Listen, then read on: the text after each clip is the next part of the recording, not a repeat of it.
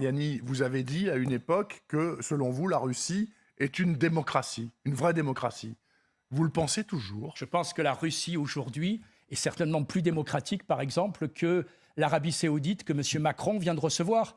C'est certainement plus démocratique que l'Algérie, où aujourd'hui le Irak a été complètement, pardonnez-moi, mis sous boisseau, et où M. Macron va faire des mamours. La démocratie est un pays qui a des traditions qui n'ont rien à voir avec la démocratie française. Soyons clairs. C'est un pays gigantesque, vous le savez comme moi. Oui. C'est un pays avec des conditions très rudes. Et c'est un pays qui a une histoire qui n'est pas la même que la nôtre. Est-ce que c'est une démocratie comme la France? Bien sûr que non. Est-ce que c'est une démocratie autoritaire? Voilà, que ça plaise ou non. Mais pitié, quand on fait des leçons de morale, il faut les avoir pour tous. Quand on va lécher les babouches au Qatar, embrasser en Algérie, saluer monsieur MBS en Arabie saoudite, après on ne dit pas « Ah mais celui-là, il n'est pas démocratique ». Voilà, il faut savoir, quand on a des principes, monsieur, on les applique pour tout le monde. On ne les fait pas à la carte. Les sanctions économiques qui pèsent lourdement sur la Russie et qui entravent même partiellement son activité militaire en Ukraine, sans doute, vous auriez les manettes, vous les levez. J'ai toujours dit, et j'ai été l'un des rares à ne jamais les voter. Et je vais vous poser une colle, une fois en inverse. Allons-y. Est-ce que vous pouvez me sortir un pays, tous les deux, qui a changé sa politique une fois dans l'histoire, après des sanctions économiques? Ceux qui me viennent à l'esprit, non. L'Iran, par exemple, jamais. Voilà, merci. Finalement, on se retrouve. Oui. Je vais vous répondre. L'Iran, depuis 30 ans, sous sanctions, jamais changé. Cuba, depuis 1962. Et en face, c'est les Américains face aux petits Cubains. C'est pas n'importe qui. Jamais changé.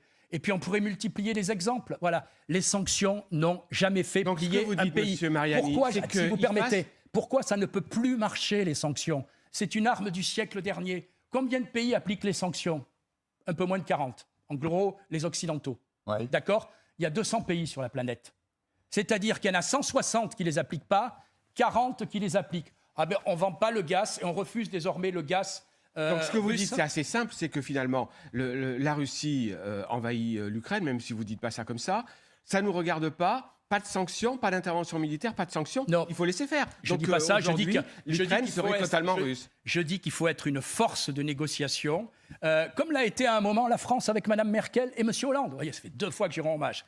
Voilà. Et je dis, pardonnez-moi, que ce qui se passe en Ukraine, eh bien, ça ne nous concerne pas au premier plan. Moi, j'entends répéter en permanence qu'on a les mêmes valeurs. Très franchement, j'ai été, vous m'accusez pas, mais je l'assume, j'ai une certaine sympathie pour la Russie. Je l'ai eu pour l'Ukraine aussi. Je vous rappelle que j'ai été président du groupe d'amitié France-Ukraine pendant 5 ans et je connais bien ce pays.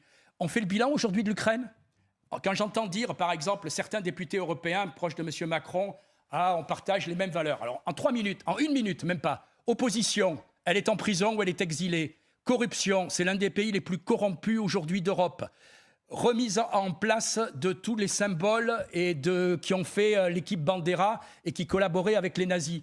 Monsieur Zelensky serait quasiment en prison s'il était en France avec les Pandora Papers. Et on en fait de tout ce pays une icône. Voilà. En réalité, je le répète, c'est une guerre qui ne dit pas son nom entre l'OTAN et la Russie. Un dernier mot.